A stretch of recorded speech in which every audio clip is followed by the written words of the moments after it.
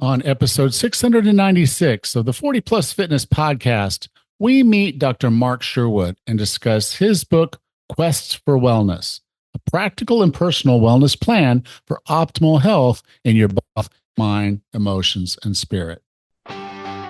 Welcome to the 40 Plus Fitness Podcast, the largest and longest running health and fitness podcast dedicated to people over 40. Whether you're looking to lose weight, get stronger, or improve your health and age better, this podcast is for you. I'm your host, Coach Allan, an online health and fitness coach and author of The Wellness Roadmap. Each week, we dive into practical tips, expert advice, and inspiring stories to help you take control of your health and fitness. If you're ready to look, feel, and perform your best, no matter your age, this podcast is the perfect place to start. Let's get you on the path to a healthier, fitter, and more energetic version of yourself. I hope you'll join us each week, and together we can unlock your full potential.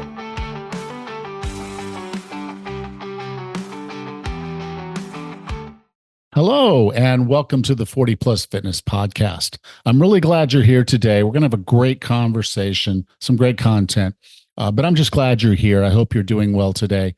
I've actually been back in Bocas now for about a week. I don't have a whole lot to report. I've been taking some time to focus on myself, cutting back on my work a little bit to rest, reflect, and plan. And of course, I'm focusing on my clients in the Fit for Task Bootcamp. You can learn more and join us at 40plusfitness.com/bootcamp. It's a 28-day bootcamp to get you started if you're struggling, keep you engaged for 28 days so you can build some good, solid habits that'll carry you forward in your journey. It is actually right now good to slow down a bit. I'm glad I did. It's been a really tough 5 months this year. And really a lot of the planning part is really to resolve much of that, to make my schedule, make life a little bit nicer, a little bit easier, and to grow from it. So, again, rest, reflection, and planning, I think, are important parts. If we want to move forward, we've got to reflect, we've got to grow. And that's how it happens. So hope you're able to do some of this too. I've really enjoyed taking this time and actually learning it about myself and relaxing. So I hope you are too. All right, now let's go talk to Dr. Sherwood. Our guest today and his wife are the powerhouse team behind Tulsa's Functional Medical Institute, where they're revolutionizing wellness in a whole person, comprehensive, results-driven approach. Their mission? To empower people to overcome self-imposed health challenges and break free from unnecessary medications. Best-selling authors, national TV personalities, and filmmakers, they've inspired millions with their dynamic message of true healing. With groundbreaking health products like Kingdom Fuel and Kingdom Crunch, plus their global reach and influence, they're redefining what it means to live well and thrive. With no further ado, here's Dr. Mark Sherwood. Dr. Sherwood, welcome to 40 Plus Fitness. Hey, thanks for having me. I really appreciate it. Been looking forward to it. Thank you. Yeah, me too. The book that we're profiling is you wrote it a few years ago, but it's called The Quest for Wellness, a practical and personal wellness plan for optimal health in your body, mind, emotions, and spirits. It was an Amazon bestseller, and having read it, I understand why. Well, I appreciate it. We've really poured our heart and soul into people for a number of years, and that was one of our first best efforts to connect with people out there. And we wanted to really give them a handbook for life, if you will. Now, one of the things you got into in the very beginning of the book, and I really liked this because it's funny. I'm trying to grow a business. I'm trying to do a thing, and they teach you these different things in marketing and sales. And one of the things they pitch is, when you're going to tell people what you do, you've always got to have I help people with this, solve this problem. And then they throw this little caveat without this, and so the principle would be, I help people lose weight without giving up their donuts or whatever. But your statement in the book, which I think is actually more practical, is, are you willing to? I agree. When you talk about change, which I think we all know the health in the United States of America is terrible. I mean, there's no question about that. And so what we're doing is not working. And you're right about the hooks out there. It's like you can lose weight without exercise or lose weight without giving up your donut or whatever. Just take a pill. It's not reality. It's not practical, and it's frankly not truthful. So we've got to really come at the process a little differently. And it goes back to a mindset connected to a heart set, connected to your vision, if you will. Are you willing to make the changes necessary that have to happen to get you where you want to be? And so we've been big on that for a number of years. Yeah, because if you're going to get different, you got to do different. Yeah, I mean, we've proved Einstein's theory of insanity over and over again. Yeah. With different aspects of actually, life. they asked him about that. I read where they asked him if he had said that, and he said, "I don't remember saying it, but it's right." And so, whether he said it or not, he's agreed it is a true statement. Yeah. If you expect the same thing, something different doing the same thing, you're not really all there. No, it's like we've been doing the same thing. In my world of, you can kind of see the functional medicine versus conventional medicine, that kind of, dichotomy, if you will, Alan. And really, you realize it just doesn't work. So let's do something different, at least. Even if that doesn't work, it's going to be better than what we're doing. Well, it works. It just doesn't work the way we want it to. That's right. For the people that need it. No. It's sick care and not well care. And so again, your book is about wellness and not getting over sickness. Most of us are at some level sick, so there will be a bit of that. So there's potential that you would need a little help until you get there, but you've got to make some positive changes. You do. And when you look at, where society is right now, I think it is going the wrong direction. And so, again, I wish it was as easy as flipping on a light switch that things would turn like that. But that's not life, man. You got to start slow, small, baby steps. A human being, as they're brought into the world, a baby doesn't learn how to run immediately, although they want to run. They learn to roll over, crawl, fall down, get back up again, stand up, fall down, walk, get back up again. It's a process of really working through failures time and time again. Failure is not a setback. It's really just a temporary thing to get you prepared for your next comeback. So it's like one of the things that I've pushed over and over again is do something, small steps, master the basics, so that when you master those basics, you can go forward to the next step. Yeah. Now, in the book, you gave us a few tools or a few things to look at, keys, if you will, to success when we're doing this. And that was goals, journaling, and then reset. I used the word resetting. You may have used a slightly different word, but I have a tendency when I read something from my own brain to put the word in there that's my brain. But can you kind of talk about why goals and journaling and kind of reestablishing your base from time to time and maybe pivoting when you need to? Can you talk about those? Sure. When you set a goal, I mean, a goal needs to be really, the only way to look at it is a short term, maybe a medium term and a long term. But let's even shorten it further, short term and long term. What's a short term goal? That can be a week or a day or 2 weeks or a month. Just something that's like in your ability or awareness scope to be able to process, something we can see, right? Short term. Yeah. And obviously you can't really set a long-term goal until you string a bunch of short terms together. So those should be sort of synchronous in the sense that you set one and that should lead to another. And so you can project out there by, let's say, just as example, I want to, lose 1% body fat in the next 30 days. Okay, great. That would equate to probably 4 to 5% in the next 120 days, that kind of process. And that's short-term, long-term. And in the journey that you're going through, you want to journal what you know and what you've done to get there to that point. Acknowledging where you are, taking good notes, taking good inventory of what got you to where you are. And then perhaps you learn something. And this is going back to the reassess part. Number 3 is perhaps you've learned something in the journey that works well. Maybe that works better. Maybe that doesn't work well. Well, you always are reassessing those goals because let's say 4 months down the line, you are 4% body fat down.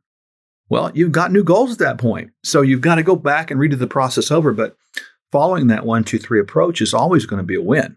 There's not going to be a loss to it because it's always analyzing where you are, being goal-oriented, be willing to assess, adjust, modify your goals, and then go back and do it again. And my whole life of doing this 60 plus years at this point, which seems crazy to say, has been that process. Yeah.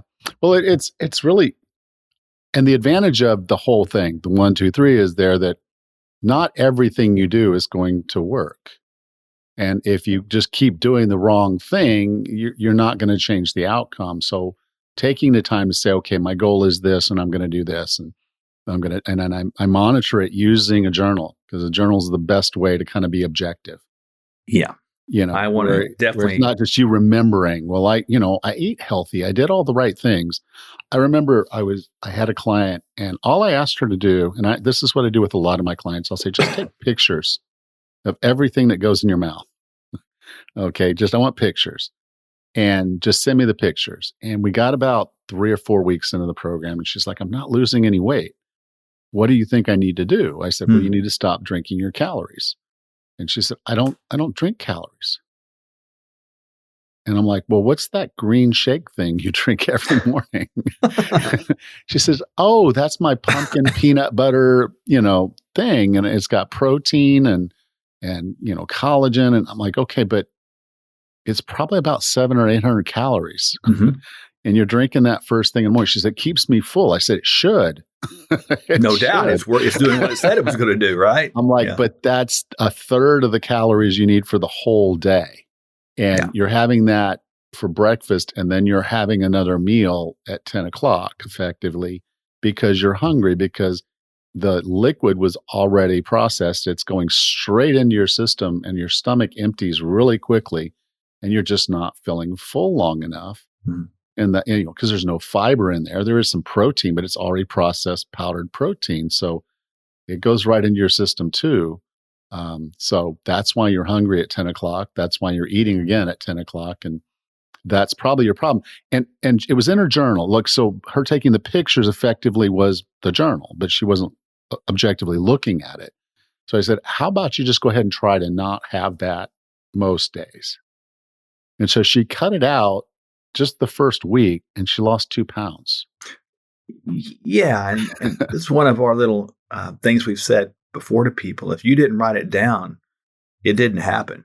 Yeah. Meaning on both sides of that, you can't believe what you didn't write down because you can't just recall it. And then your mind will play tricks on you, just as your example that you laid out there. And so it's great to see it. I mean, funny you say that, even for my exercise. I've written down and journaled my exercise routines for the better part of 40 years. And who does that? I've been through so many notebooks, and I'm always looking back at it and seeing what I can learn, what I can do better, what I didn't do well. And it's a process that evolves over time as with the analysis goes. Yeah. Now, in the book, you went into the 4 dimensions. And I think this is important because so often we think that weight loss or getting stronger is just physical, or just the physical thing. But you got into the other 3, emotional, intellectual, and spiritual. How do all these work, and how do they work together, more importantly? When you look at these 4 areas, physical, emotional, intellectual, and spiritual, I want people to look at this maybe like a 4-legged chair, for example. That in the 4-legged chair concept, we know if we remove one leg, that chair would be unbalanced, and it wouldn't be possible to sit in that thing without adjusting and putting too much weight on one part of the chair, that more than you should. And frankly, you might fall down. So those 2 aspects of it. So when I look at those 4, life is not just about physical. It's got all the aspects in it. For example, if someone is emotionally in a bad spot, they might not eat well. They might not exercise well. If they don't know and haven't studied appropriately, they might not know the information, therefore they might be ignorant, therefore they might be doing the wrong thing. And for me, spiritually, I mean, I don't pull any bones about it. I'm a Christian in my faith, but some people are not. But I absolutely look at the idea of spirituality as being the essence of who you are. Everyone knows the the voice inside of you that says, don't do that or do that. It's a voice of being at peace or a voice of dis-ease. And so, we know that those things interact, and the life experience is all of those. And so when you look at the human experience, physical, emotional, intellectual, and spiritual, to be the best in any area, you can't be lacking in any area. So it's always, we believe, wisdom to do something positive every day, focusing on all four, because they do blend in and affect in a positive way the other three. Now, in the book, you broke this into levels, and I'm just going to tell anyone, if you buy this book, there are so many practical tips in it. It's actually a little boggling that you got that many tips kind of just wedged into this book. Yeah, because it's not a long book. I mean, it's a decent sized book. It's a good book, but there's so much value in there of things that you can be doing to improve your health and fitness. But I agree with you, having kind of the levels of saying, okay, you got to start somewhere, and you start where you are. Yeah. And so I want to go through the physical, because I do think that's the easiest, most practical thing most of us can attach to today. But don't poo-poo the other three, because again, you got to get your chair balanced if you're gonna sit on it, and that's going to be your throne, your kingdom. Mm-hmm. So the first one in the physical was move. Oh wait, I said movement. I must have mistyped that. Movement in every day. Yeah. When I look at movement every day, here's some things people can think about. And this is just basic stuff. All right. So in an everyday life, there's one little tip that I've given people. I've told them as an example recently to get a little sticky note, make it obnoxious, make it look like a little sticky blue note here, like I've got on my desk in front of me. That's obnoxious. Write the numbers 20 and 2. And for every 20 minutes you sit, just stand up for 2 minutes. I mean, that doesn't seem like much, but practically what that can do is when you stand up, believe it or not, you activate an enzyme called lipase, which breaks down fat. How cool is that? Yeah. And when you sit down and stand up, you've done a squat. That just makes movement every day. And so I can't squat because of my knees. Yeah. And so just think about the practical aspects of that, and then when you're going to the bathroom, let's say the bathroom is down the hallway. Well, walk past the bathroom 10 steps and walk back to it. I mean, there's little things you can do every day to just increase movement. And it doesn't seem like much, but if you think about it, practically speaking, Allan, it does matter, and it adds up. Yeah. I had a client, it was interesting. So speaking of the without, she wanted to lose weight without exercise. She had, been in the military. They forced her to exercise every day that she was in the military. And she was like, I'm not doing physical training, exercise anymore. And I said, okay. And I said, well, just tell me some things that are bothering you. And she's like, well, I'm a little bothered that I get winded walking to my car. Yeah. I'm like, okay. I said, so tomorrow, how about when you get to your car, you just do one lap around the car? Yeah. And so she did that a few days. Each day it got easier. The first day, she said, that was kind of hard. I was really winded when I got in the car. I'm like, well, okay, that's fine. But you got into the car, you did your lap. She's like, yes. And so the next day she did it again. It got easier. I said, now add another lap. Do 2 laps around your car. Yeah. Within a few weeks, she found herself walking around the neighborhood because it just felt good. The weather was right and everything was perfect and she just felt good. So she started going for a walk. And it is like movement begets movement, because you start to feel good doing it. Movement's kind of like medicine, It really is. And I've looked at this from many angles, from a medical scientific point of view, and movement is actually really one of the best antidepressants out there. So it's just pretty cool. Yeah, and you even acknowledged in the book, our lymphatic system requires our musculoskeletal system to move, because it doesn't have its own pump system. So moving actually cleans up your whole body, getting toxins and all the nasty stuff out that wouldn't get out if we're basically sedentary. We're sitting in a cesspool of our own cells. We are not supposed to be sedentary. Life is movement. Movement is life. And maybe said another way, lack of movement is rigor mortis. Yeah. Now, another thing you brought up in about movement is about finding an exercise that you really enjoy. Yeah. When you look at exercise, I've more converted the word exercise then and recently into the word movement, because exercise can have a bad connotation, even to the example that you noted, the physical training from military standards. Exercise can be someone yelling at you, someone screaming at you, or working hard where you don't want to go, boot camps, etc. Now, with that said, I like to tell people, find something you like to do that is moving and do it more. If you like to walk, walk. If you like to swim, swim. Like to ride a bike, ride a bike. If you like to walk your dog, walk your dog. It's just becoming aware of movement opportunities in life, realizing that movement's beneficial, and repeating that thing more often. Yeah. I mean, at level one, this is what you want to try to do. But I would want you then to start thinking about how much you enjoy the thing you're doing. So Yeah. maybe you're playing pickleball and you love playing pickleball.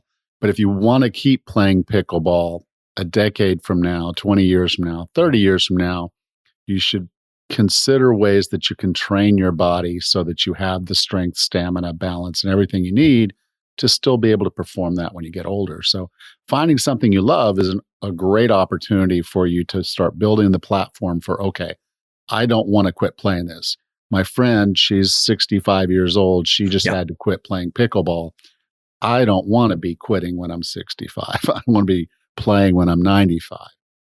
Well, and to your point, how that can lend itself to other exercise modalities is pretty simple. You're playing pickleball and you realize, oh, maybe I need to do some strength training so that I won't get my joints torn up. I'm going to do some flexibility training. And that can help you do what you love better. So it's still centered around what you love, but it can kind of blossom from there to do other things to help you do what you love better and more.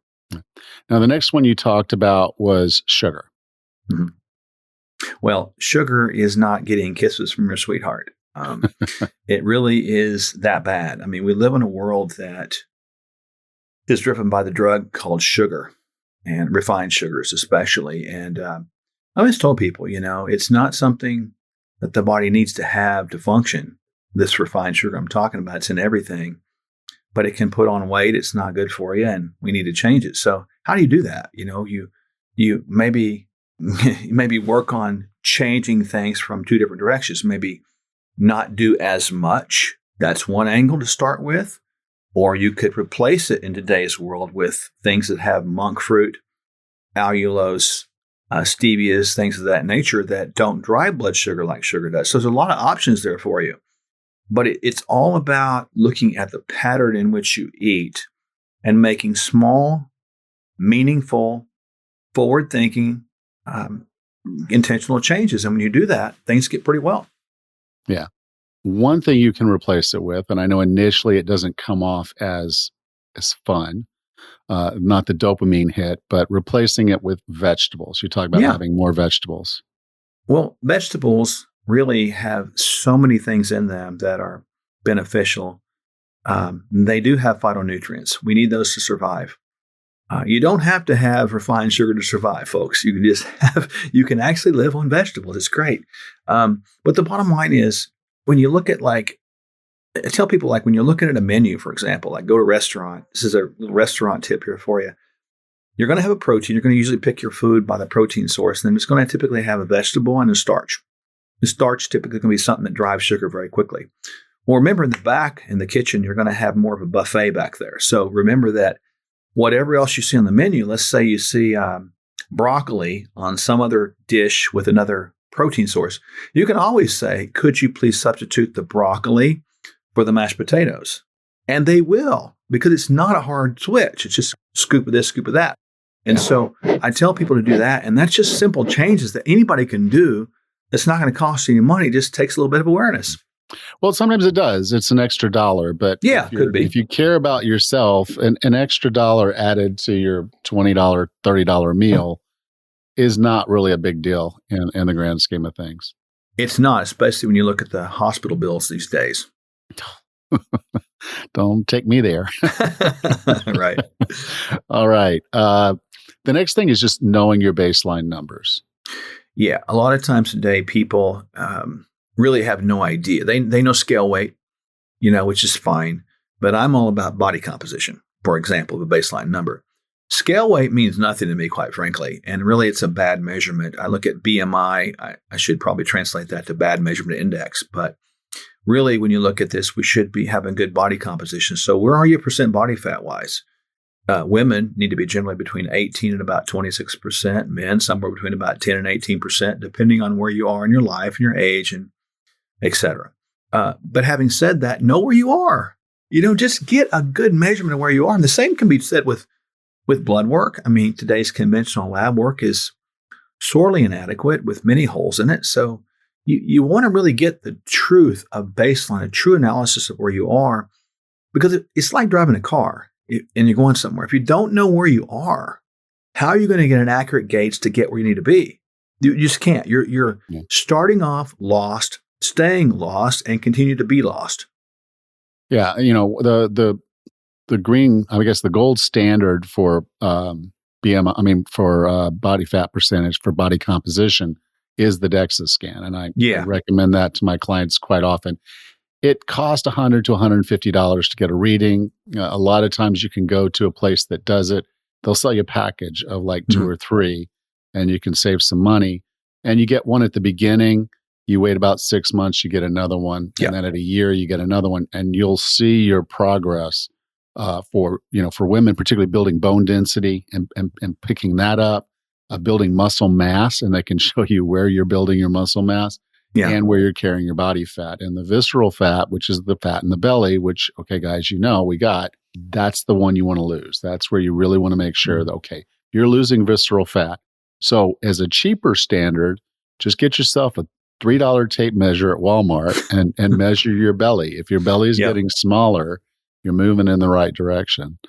Yeah, totally. And I guess if you don't want to get a tape measure, you can always pay attention to the size of your clothes, especially on the waist. But you mentioned the DEXA scan. I mean, that's something that we have in our offices and do it quite often. And I'll do it every couple of months. And people are amazed at the transition and shifting of visceral fat goes down, disposition and distribution of fat changes, and muscle goes up. And of course, as you mentioned, bone changes over time as well. And the interesting thing about all of this, as you're doing this, your blood pressure goes down. Yeah. Your lipids go down and they get more normal. Yeah. Your triglycerides are correct. Your thyroid starts to function better. Your kidneys and liver are functioning better. You have more energy, which means you can work a little bit harder when you do your workouts, which means you're getting even more results. It's this wonderful cycle that you get yourself in, a spiral that's just drawing you up versus what's happening now in our normal days is we're being sucked in. Yeah, I like how you put that, in the sense that if you put effort into these 4 areas that we kind of started off, and even in the physical area, the byproduct of that is health. So you're not chasing something in the wrong direction. You're not finding out you're sick and then trying to figure out how to fix the sickness. You're backing that up and you're saying, I'm going to do these things that promote wellness, and I'm doing those with the expectation to gain wellness. Yeah. Now, another one that you talked about here that I think is really important is water, making sure you're getting adequate water. Could you talk a little bit about that? Because people ask me, like, should I be drinking 8 ounces of water? And I'm like, no. Yeah. But you do need to stay hydrated. That's a guideline, and there's guidelines about everything, but you may need more water if you're in a certain climate, because like I live in Panama, and if I only drink 8 glasses of water in a day and I'm outside sweating, that's not going to be enough. I'm going to be dehydrated at the end of the day. And if I go to bed dehydrated, I'm going to be really dehydrated when I wake up in the morning. And that's just not how I want to be. So I'm probably drinking more than 8 ounce glasses of water in a day, just based on my situation. So water is something that you have to have for life. The body is 65, 70% water, depending on what you look at. But I look at it like if a bare bones minimum, 60 to 80 ounces a day, bare bones minimum for people. But you're right. People living in warmer climates, some people perspire more than others. Some people work harder than others. Some people move more than others. Some young, athletic.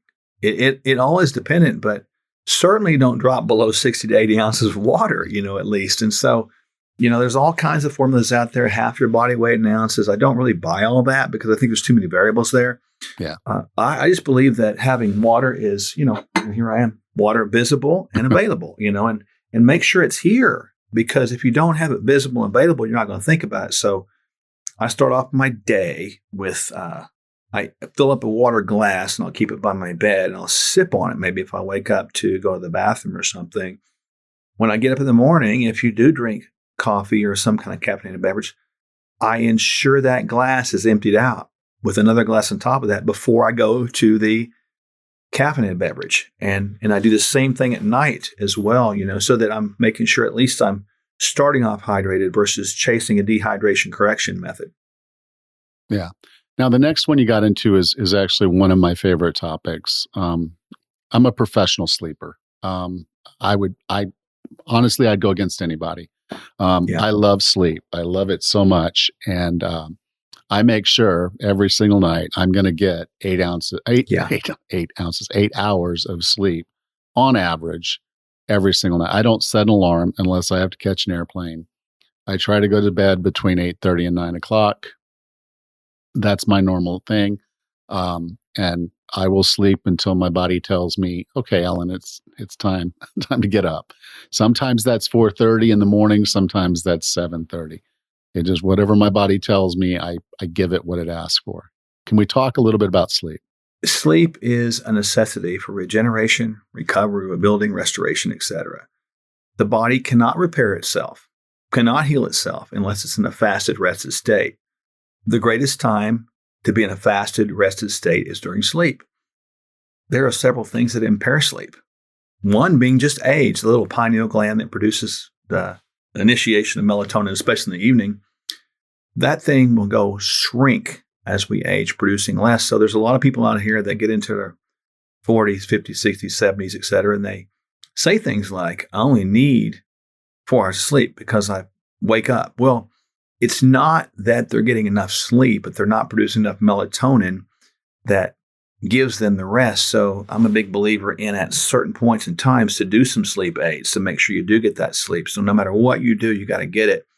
Backing up, sleep hygiene routines are important. Make sure the temperature is, cool, it's dark, noise free. Those kind of things are critical. And I do myself. I probably go to bed the same time you do, and probably get up about 4:30 every day and try to get 8 hours of sleep. That's the bottom line. And I do track it, believe it or not, with some of the various devices. I'm looking at them. I'm gonna figure out. I can't wear anything on my wrist, so it's probably gonna be one of the rings. But yeah. Well, I wear it like coming. This. This is not a shameless plug. I don't have any, but this is a little Ultra Human ring I'm wearing right now. And there's Ultra Human Aura, and they work great, and they're pretty adaptable and pretty easy to read and track. Yeah. I've been looking at them myself. I just haven't pulled the trigger, but I'm close. But I as far as tracking sleep, I kind of know. I wake up in the morning and it's like, okay, do I feel rested? Do I feel like I did what I was supposed to do for my body? Correct. Am I ready? I mean, because most mornings I wake up, I'm like, okay, let's go. Let's go. It's like, and one note on that, I think people need to understand is, if, let's say, you didn't get enough, well, the body has a mechanism of catch up. It's called a nap. So don't be afraid of that. I love them. And the thing about my naps, though, is and it's the exact opposite of what most experts will tell you. I want a full sleep cycle. Mm-hmm. I want to lay down for at least a full 90 minutes. If I don't have a full 90 minutes, I typically won't take the nap because I won't really do what I want it to do. And so if I can get a good sleep cycle in the middle of the day, if I need it, I do it. Yeah, for sure. 100%. Yes. Now, one of the things you put in the book, and I'm glad you put that there, because too often when we're talking about wellness and fitness and health and all this, it's sort of we get focused on the doing and a little less on what's actually going to keep us going. And there's this little beast inside of us. It can be a beast or it can be a saint. And that's called self-talk. And for a long period of my life, it was a beast. I called him the fat bastard. Yeah. And he was the guy who would tell me to do, that I wasn't good enough, that I was screwing up and I may as well. and all the nevers and always and shoulds and all of those words, can'ts. Um, but if you get control of them and you listen to the positive voice that's also in there, just a little quieter most of the time, Yeah. you have a huge capacity for change. Can you talk a little bit about self-talk? Well, when we speak, there is creative forces by the power of our words, because everyone knows by example, when you're around somebody that's negative and all that time or angry, it does tend to make you negative and angry too. And we also know that if you're around somebody that's positive, upbeat, friendly, fun, faithful, faith-filled, whatever, it's going to keep you encouraged. But it doesn't just change the outer environment, it changes the inner environment. When one says to self, I'm so fat, I'm such a loser, you go into these defensive postures at the cellular level, and the body shuts off its normal processes because it realizes it's in danger out there. So you got danger outside, forcing the body to shift all the energy to the outside versus inside, as opposed to when you speak things like, I maintain a healthy lifestyle. I find it very easy to eat healthy, very comfortable to work out every day. It's part of my routine. I don't change that. I find it normal to gravitate towards people that lift me up, and normal to recognize situations that drag me down. And I find it easy to find an exit strategy. See, those are just normal things that I just roll off my tongue because I've done it so much. Yeah. But remember, as you said, that negative voice is always back there in the back trying to raise its voice. But you got to raise the positive voice above that, above and beyond, so that it can keep it down. Yeah. It's the talk to the hand thing. Yes, exactly. You don't mean me any ill will, but you don't mean me any good. Whereas the voice inside wants you to be successful, wants you to be healthy. It doesn't want you to be on the cortisol roller coaster all the time, feeling unsafe and your body reacting and all the hormones and everything fighting against you being healthy, because it just thinks it's got to keep you alive, and you're not in that dire of a situation. It's just that inner self-talk has to talk you off, get you calmed down, get you focused on the things that matter most. And it's the physical, it's the emotional, it's the intellectual, and it's the spiritual. And if you are focusing on those things, I think, again, your inner voice has you in a good place, and good things are going to happen. It does. And it's not you got to make that non-negotiable items in your life, because if you don't, the natural reaction, because we live in a kind of negative filled world, is to fall back into that. And bottom line is, I don't want to fall backwards. I want to fall forwards. Yeah. I love that word, a non-negotiable. That's an excellent word. Thank you for sharing that. Yeah. So, doctor, I define wellness as being the healthiest, fittest, and happiest you can be. What are 3 strategies or tactics to get and stay well? Well, number one, I want to start with the mindset portion, because I believe it's critical. You got to believe you can be there. You got to see it, man. You got to see it so deeply it becomes part of who you are. So it's creating a vision that, again, I'll use that word one more time. It's a non-negotiable vision of what you can be. Number 2, you got to have an action step plan. And so have a plan. In these areas, physical, emotional, intellectual, spiritual, write the plan down and make it where you can't lose. Make these goals failure proof. Make them so idiot proof you can't fail. And then string those goals together. Do those goals for a month and then go forward. And then as you go forward, this is number 3, and we've talked about this, continue to assess those goals and set higher goals. If you do those basic things, keep your vision, which allows your focus, keep your goals clear, and then you set those goals once you reach the initial goals, and you continue to find progression in that, you're never going to have a loss. It's always going to be a win, and you're always going to learn along the way, and it's going to be a fun journey. Awesome. Thank you for that. Doctor, if people wanted to learn more about you, and I think you have a free ebook for us that's going to help us out here a little bit, where would you like for me to send them? Yeah, go to Sherwood.tv. That's kind of my wife and I's main hub. There's all kinds of free resources there, but just because I really appreciate you having me on, I'm going to make sure we have a free ebook, one of our favorites right now. It's going to be available to people. Just download the free ebook, and we're going to I just want them to be blessed out there and have a good, encouraging time. Excellent. So on the player that you're listening to right now, there should be a link in there. That link will take you to that free ebook. So, Yeah. Doctor, thank you so much. And thank you for being a part of 40 Plus Fitness. You're welcome. Thank you so much for having me. Honored to be here. If you enjoyed today's show, take a moment to subscribe so you don't miss the next one. And if you would, please leave us a rating and review on your podcast player of choice. Next time on the 40 Plus Fitness podcast, we meet Becca Chilzankowski and discuss hormone health. Until then, have a happy and healthy week.